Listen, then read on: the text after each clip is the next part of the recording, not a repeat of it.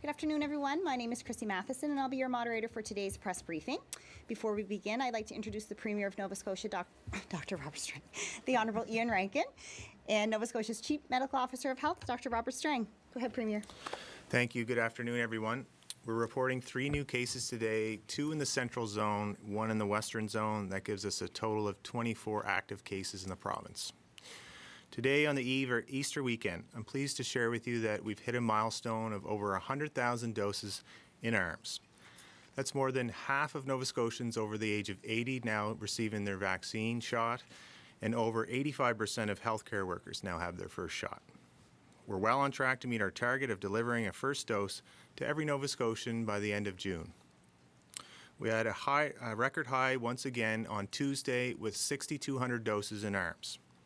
As of today, we are adding Nova Scotians over the age of 70 to be able to book their appointment to get their vaccine. There are still appointments available in different locations like the one behind me at the Halifax Forum. New appointments for the weeks of April 12th and 19th have also been added, and 27 pharmacies will be operating next week with the new shipment of Moderna next week. There are many opportunities for Nova Scotians to get their vaccine, and we're adding more and more appointments as we get more supply. The first outreach clinic and it was now operating in Halifax. A mobile van went out to deliver 200 shots yesterday to the homeless population and supports, and I'm hearing it's going very well. We're also making great progress in our long-term care sector. By the end of this week, all of our licensed long-term care centres will have received their first dose or have the vaccine on site. And then all the staff and residents of our private long-term care homes and residential facilities will get their first dose by the end of April.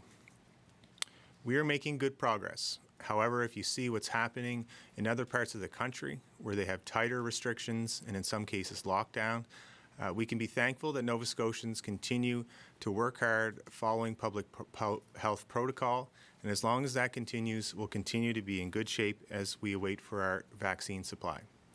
Thank you, and I'll now turn it over to Dr. Strang. Thank you, Premier. Good afternoon, everyone. As the Premier said, our epidemiology remains low and stable, and that is good news given what is happening in a number of provinces across the country. We have seen some variant cases popping up, and those always create additional concern because we've seen how quickly the variants can spread in other parts of the country. But so far that we've been fortunate that we haven't had any community spread associated with our variant cases. We did organize a temporary testing site and increase capacity at local primary assessment centres in response to recent variant cases in Lower Sackville and Kings Wharf apartment complex in Dartmouth. And the goal, as always, has been when we have these kind of little small clusters in the community to do widespread testing in that area to ensure that we're not missing any cases. And we haven't detected anything to date.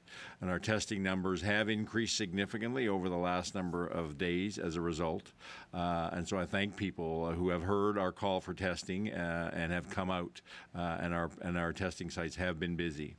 And the lab has done well over 4,000 tests in each of the last 2 days. And I was talking with them this morning, and they have already had another 4,000 tests ready to process today. And excuse me.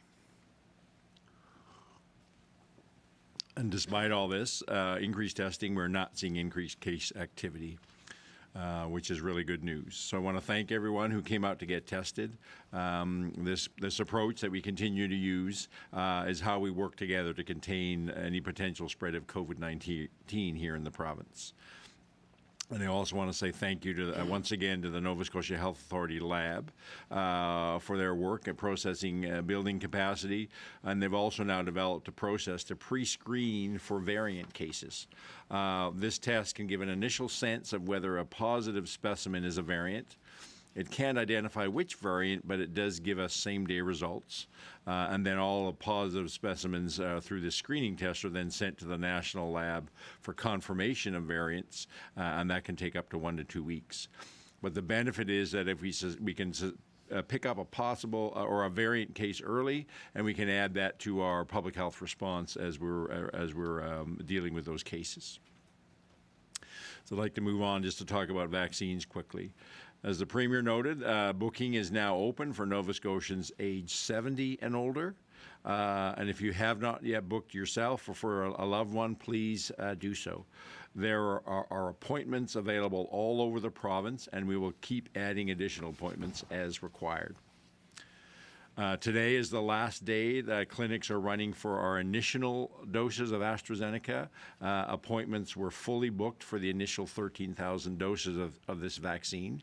And I hope that this continues as we get more of the AstraZeneca vaccine available. We have confirmed a shipment of AstraZeneca vaccine next week, 38,800 doses. So starting Tuesday, April 6th, Nova Scotians aged 55 to 64 years of age can book an appointment to get the AstraZeneca vaccine. So we're expanding from the 60 to 64-year-olds and adding on the 50 to 59-year-olds. Starting next Tuesday, they can go, that age group can then also, if they choose, can go and book an appointment for AstraZeneca vaccine. I do understand that if people have concerns about AstraZeneca vaccine based on what they're hearing in the media, but I want to assure Nova Scotians that if we didn't think that this vaccine was safe, and if Health Canada did not believe that it was safe, it would not be part of our vaccine program. But I do want to repeat some of the messages that I delivered on Tuesday as well.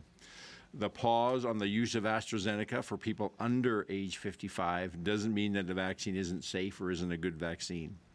It means that we're seeing something rare in a certain subset of the population that we need to monitor and get more information about. Anyone over 55 can still get this vaccine if given the choice, as the benefits of getting the vaccine substantively outweigh any potential increased risk. The benefits of the vaccine outweigh the increased risk that COVID-19 poses to the older adults. I also want to remind Nova Scotians that even if you've been vaccinated with 1 or 2 doses of vaccine, you still have to practice all the public health measures, including wearing a mask. I'm hearing reports of people who are out and about without a mask because they've gotten the vaccine. And as I've talked about previously, we still don't yet have definitive information that would say that you don't have the chance to be asymptomatically transmitting the virus after you've been vaccinated. So until we get higher levels of vaccination and get more definitive evidence on a very low risk of asymptomatic transmission, continued public health measures after vaccination is important. This is a topic of discussion, very active discussion among the Council of Chief Medical Officers of Health, and we hope that in the near future we'll be able to give a different answer. But for now, vaccinated people still have to follow all the other public health protocols. In closing, I'd just like to give a message to any children who may be listening. I hope the Easter Bunny visits you this year and brings you some chocolate, but not too much. I already got some chocolate here at my table, so I'm happy. If you want to help the Easter Bunny, you could leave out some hand sanitizer so he can clean, or he or she can clean their hands when they come to visit. And remember to wash your hands as well before you eat, and if you're playing before you play with friends. And whether you're a child or an adult, your actions can help protect your friends, family, and community from COVID-19. That's why it's so important to get vaccinated when your age group becomes eligible. It adds another layer of protection from COVID-19. And by doing so, we are caring for yourself and caring for others. And I do want to end by thanking all those who will be working in a vaccine clinic, at a testing site, in the lab, or in a public health office this weekend. And I wish everyone a safe and happy long weekend. Dr. Strang, we'll do one question and one follow-up in the time that we have for today, starting with Lindsay Armstrong with All Nova Scotia. Thank you. Dr. Strang, I'm guessing you're within that 55 to 64 age category. I'm wondering if you will be signing up for the AstraZeneca vaccine. So we have a limited amount of that vaccine. Thank you for judging that. I'm actually older than that. So I'm in the 60 to 64 category, but I appreciate your comment. I know that we looked at that. We even though with the 38,800, that's only enough for 25% of the people who are in. There's 155 1,000 Nova Scotians in that. I'm eligible as a healthcare worker, and I'm going to be signed up to get vaccinated as a healthcare worker because there are many Nova Scotians in the 55 to 64 category who want to get vaccinated. We only have enough vaccine for 25%, so I'm very happy to let the vaccine go to those and not take up one of those spots. I have other vaccine that is available for me that still leaves vaccine available for those limited numbers, the limited percentage that we have the AstraZeneca for, and they can get immunized earlier than they could waiting for their age group. Go ahead with your follow-up, Lindsay.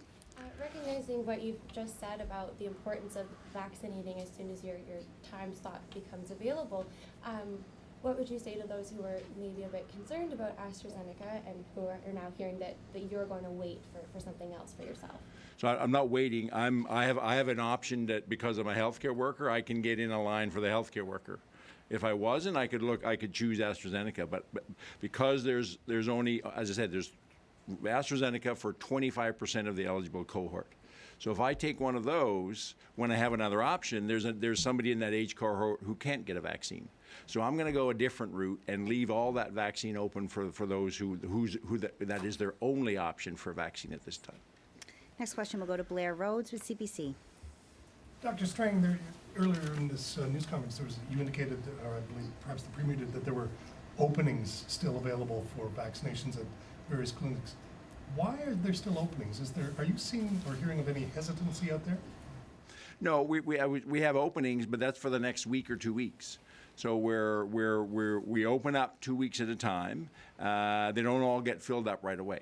So that's why we continue to message through social media, through briefings and stuff, encouraging people to come out and get vaccinated. But we know that, based on the last number of weeks, that those will fill up. We are not having unused appointments. It is, people may not be filled up immediately. But by the time that slot becomes available, whether it's next week or the week after, we are not seeing clinics spaces sitting around unused. Go ahead with your follow-up, Blair. Okay, the reason I ask that, of course, is that we are seeing that in places like Toronto, where there have been vaccine clinics where they have openings and they can't seem to persuade people to come out. Well, I mean, we've invested in an online booking process. That part of that is the reason to do that is we have a lot of control on the flow of people, and we manage folks. And if we're seeing gaps, so for instance, when we see gaps in a certain clinic in a community, we're reaching out through local radio stations and other mechanisms within that community to make sure we get those slots filled. Next question will go to Elizabeth McSheffrey with Global. Yes, Dr. Strang, I'm wondering if you can give me a sense of the time difference if somebody in the right age group for AstraZeneca decides to pass on the opportunity to get the vaccine now. How much longer do you estimate they would wait to get a different vaccine? Now, based on our modeling and our projections on supply that we presented, it would be at the end of April that the 55, I just looked at this morning, the 55 to 59-year-olds, if they choose to wait for an mRNA vaccine, they're waiting essentially a month till toward the end of April. And my next question pertains to rotational workers. I'm wondering when you predict they'll come up as part of a phase 2 priority group, and if Nova Scotia will take a similar approach to New Brunswick, which is that once those rotational workers are isolated, 14 days later they won't have to quarantine anymore when they're coming back. So two things. The phase 2 that you're referring to, that was developed when we were anticipating not being able to get everybody their first dose until September. And we recognized there were some occupational groups that we had to make a priority. Now that we know that it's first dose into everybody's arms, and where every adult can get a vaccine by mid to late June, we don't need to prioritize that. They can get. There's no advantage of making them saying rotational workers as a group. They can slot in as their age groups become eligible, because that will be the fastest way they get vaccinated. On the question around New Brunswick, we still don't have any science that if you're immunized that you can't still be an asymptomatic spreader. And so when I asked New Brunswick about what is the evidence behind their loosening up, they say we don't have any evidence to reassure ourselves that they're willing to take a risk. to accommodate a bit more freedoms for the rotational workers, recognizing that the requirements for their rotational workers, they're under a strict quarantine, whereas all along we have had a modified quarantine for rotational workers where they can be out in the community with their families. So, but they are taking a risk by allowing those workers to come out of their quarantine early, even if they're vaccinated. As I've said many times, we still don't have the most definitive evidence that they couldn't still be asymptomatically spreading even if they're out of their quarantine. Next question will go to Tim Biscay with the Halifax Examiner. Dr. Strang, I guess I want to get in the weeds a little bit with numbers for vaccinations. You've said that any vaccine received 1 week will be administered by the end of the following week. Doesn't seem to be quite on track for that. Are you still comfortable with that? Well, it's within the week to 2 weeks. So we don't get vaccines. Some vaccines, some weeks we get every week. Other vaccines, it'll be 2 weeks. Like the Moderna is not as frequent. So what we do is when we get out a shipment of vaccine, when people look at the numbers, what they're not seeing is we have to have an inventory. What is driving our clinics for this week and next week? We have a supply. We don't have just-in-time delivery. So when people look at numbers and they say, well, you've got a whole bunch of vaccine that's unimmunized, well, that's actually our inventory to drive anywhere from 1 to 2 weeks until our next vaccine supply. And when we do get a supply of vaccine, it comes centrally. It has to be broken down, if you will, into smaller allotments and then distributed out to various vaccine sites. So basically that takes a few days to do that, and then the next week it starts to get delivered. Go ahead with your follow-up. Nursing homes. You said, the Premier said that 85% have been received their first shot. There was some urgency on that. It still feels, what's holding back the 15%? So I'm in the process now. I was just looking at this morning. Within the next couple of weeks, we'll have all of our licensed long-term care facilities having first dose of vaccine, and then through April, there's a lot of private seniors residential facilities. They're not licensed long-term care facilities, and that's going to be our focus through the month of April. Going to the phones. First question will go to Natasha Pace with CTV. Thank you. Dr. Strang, I'm wondering, you mentioned the 38,000 doses of AstraZeneca we're expected to receive next week. Are there any other shipments of vaccines scheduled for Nova Scotia next week? Not that I'm aware of. No, we're getting Moderna. We got Moderna this week, and we're getting the AstraZeneca next week. Go ahead with your follow-up, Natasha. Thank you. Premier, I'm just wondering if you could update us on the Atlantic bubble and whether or not that's still a go, given what we're seeing in what we're seeing in New Brunswick. And is April 19th still the target date to have that up and running? So far, April 19th will be the date. We continue to monitor New Brunswick on a daily basis, and so far that outbreak has been contained to the Edmundston and surrounding communities, so that's why our advisory is in place. We'll make adjustments quickly if there is further developments with New Brunswick, but Newfoundland's been doing really well, so I've engaged discussions already with Newfoundland. We might be able to do something there sooner. Next question will go to John McPhee with the Herald. Thank you very much. This is for Dr. Strang. We heard from people who couldn't book their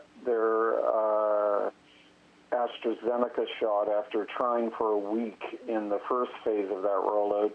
Will the booking system be adjusted to accommodate the additional people who can now get the shot?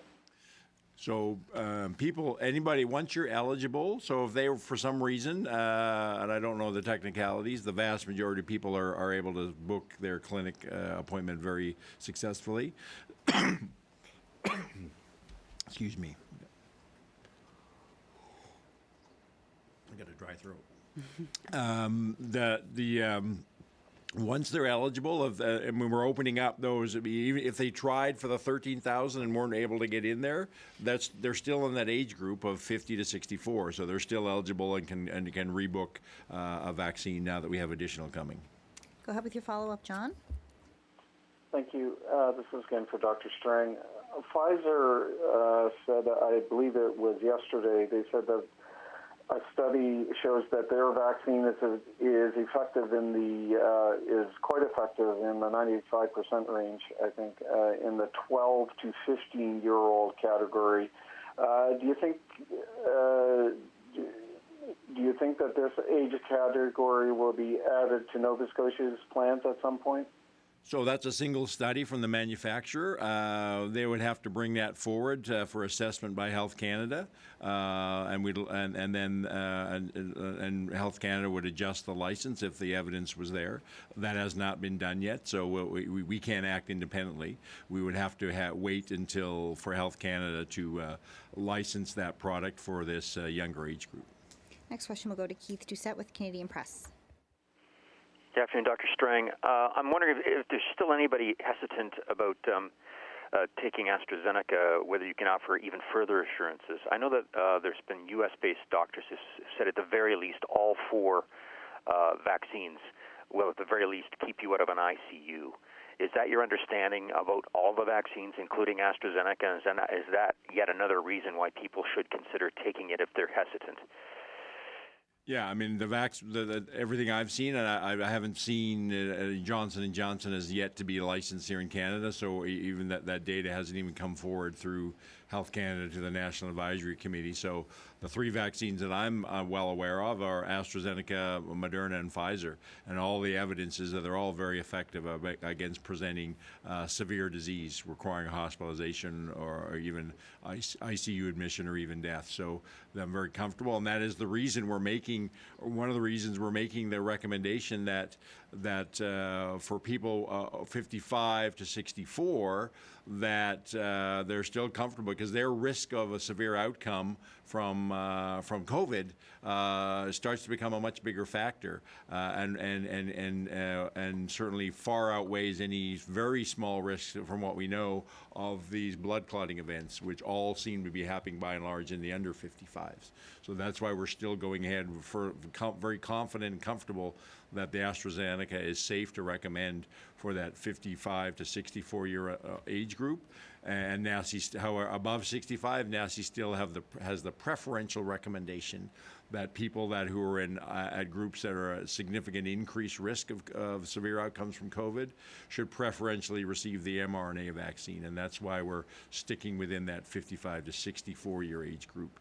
And above 65 for AstraZeneca, and then above 65, we're continuing to roll out the Moderna and Pfizer vaccine. Go ahead with your follow-up, Keith. And I'm just wondering, on the off chance that there's not the required uptake of the AstraZeneca, are there any plans for what you might do with that vaccine, or do you need to even make any? I'm just wondering about that. We know that the vaccine, I don't know the specific date, but it has a much longer shelf life, a very different expiry date than the initial allotment, that 13,000, it expires tomorrow. So we'll monitor the uptake, and we'll see where we're at with disease, with vaccine supply, all different vaccine supplies, as well as the uptake of AstraZeneca. And we may get much more information. I fully expect that this issue around this specific blood clotting event, we're going to get more information in the next few weeks, and then all of that will factor into how we can continue to use AstraZeneca moving forward. Next question will go to Victoria Walton with The Coast. Thanks. This question's for Dr. Strang about vaccine clinics. And just in terms of people being able to book weekend appointments, we heard back from Public Health that this past week, for example, Friday there were 22 different clinics open.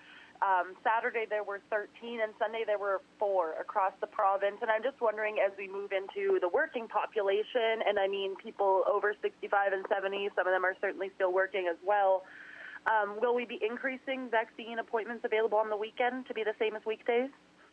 Well, as we get more vaccine supply, it's not just 9 to 5. We have vaccine clinics early in the morning. We have vaccine clinics in the evening, and as we get more vaccine supply, we'll be having more time available even on weekends.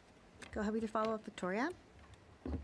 Thanks. And I know there was a release sent out last night saying that there were, still some appointments available next week for some areas, some rural, even in Halifax. And then we opened it up this morning to the 70 and older. I'm wondering kind of at what point do we move on to the next age group? Like, do we wait for every 70-year-old to sign up before opening the next one, even when there are appointments available, or are we trying to do this faster and faster and opening up more age groups now? No, we'll give a reasonable amount of time, as we've done all along. We're moving, and we're actually opening up to the 70-year-olds a week ahead of schedule. Some of that is just the things are moving. The clinics are moving faster. Some of it is we're absolutely right. We're not going to wait to get every last person in an age group before we open up to the next age group. But once your age group is eligible, you can go on and book, even though we're adding younger age cohorts into becoming eligible. Next question will go to Jean Laroche with CBC. Good afternoon, Dr. Strang. You mentioned earlier as a health employee you're eligible for a vaccine outside your age group, and I want to make it very clear, I do not begrudge you or anyone else getting the vaccine that way. However, hospital employees who are not in contact with patients, don't work on the floors, and in some cases have been working from home, are getting their vaccine ahead of others who are at a higher risk. And so can you square the circle for me and tell me why that makes sense, given the fact that the province has decided as a hard and fast rule we are vaccinating based on age rather than risk? So what the health authorities are doing, they're saying anybody who works in the hospital or healthcare facility who could have direct contact with patients is eligible right now, as well as community-based healthcare providers like physicians, dentists. But what they're also doing is that when they are running their hospital-based clinics, because our healthcare worker clinics are still in those hospital-based facilities that we started out at, if they come towards the end of a day or they have somebody who things can happen in healthcare that for lots of reasons somebody all of a sudden quickly it becomes not available, they have a process that they can bring other people in who are on site. So it may be that there's a small number of people who who don't have the potential to be directly in contact with patients that have been immunized. It's far better to provide vaccine on short notice to them than to waste that vaccine. Go ahead with your follow-up, Jean. My understanding, Dr. Strang, is that there are these employees, hospital employees, who don't have contact with patients who are being scheduled for vaccines. And I just wondered how that makes epidemiological sense given our policy.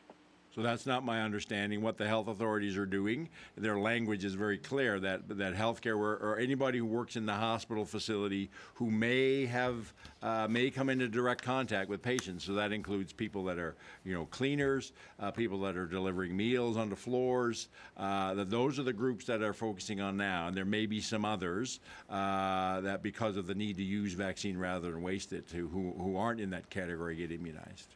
And that's all the time we have for questions today. Go ahead, Premier.